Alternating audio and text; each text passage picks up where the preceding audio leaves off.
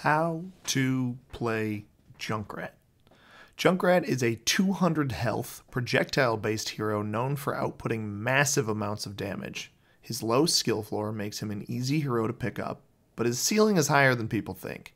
In Overwatch 1, he was primarily known for being a tank buster and choke spammer, but his newfound life in also having potential capabilities as a backline executor, especially on push maps like Esperanza. Here's a rundown of Junkrat's abilities and how to get the best use out of each of them. Junkrat's primary weapon is the frag launcher, a grenade launcher with 5 ammo that deals 120 with a direct hit and maxes at 80 splash damage if not direct. Grenades launch at an arc, following standard physics principles, meaning a 45-degree angle will maximize distance. The frag launcher on its own is an incredibly useful tool for locking down chokes, such as under the bridge on Eichenwald Point A. The general idea with Junkrat is that you should always be firing the launcher when the enemy team has sight of you. Spamming chokes and busting down the tank is incredibly effective as Junkrat, but he also has finishing capabilities when pairing with his concussion mine.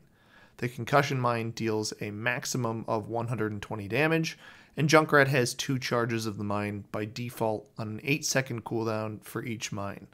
The mines also have knockback both to Junkrat and his enemies, meaning they can be used as an engagement tool for him and a pushback tool as well, similar to Ashe's coach gun. A prime example of using the mine in this way would be to boop Mercy away from a target she's trying to resurrect.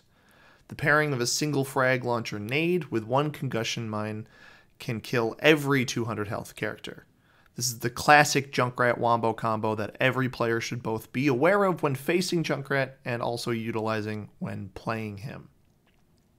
Junkrat's mine and launcher can also be paired with his steel trap, a 100 health, slightly hidden trap that deals 100 damage and holds the enemy trapped by it in place for 3 seconds.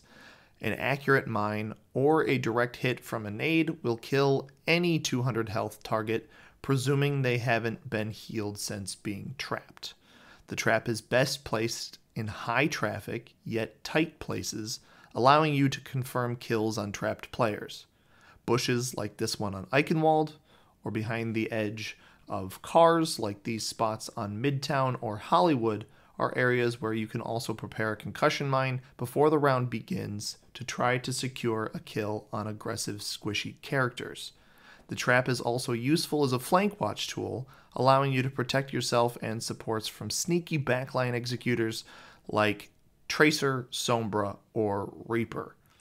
Junkrat also has a passive ability, Total Mayhem, that releases a martyrdom-like set of 6 grenades on his body that deal 50 damage per grenade for a maximum of 300 damage. Characters who need to get up close to kill Junkrat, such as Reaper or Genji, need to be careful not to remain on top of him after his death, as the grenades explode a mere 0.7 seconds after he dies. Not something to rely on solely for kills, but Total Mayhem does increase the reward to his risk-reward playstyle that he can employ if he attempts to dive into the enemy to deal damage at close range. Finally, Junkrat's Riptire is his ultimate ability, a 100 health, constantly moving explosive tire that deals a maximum of 600 damage and lasts up to 10 seconds before auto-exploding. Best used from cover, as Junkrat becomes immobile and defenseless when using his ultimate.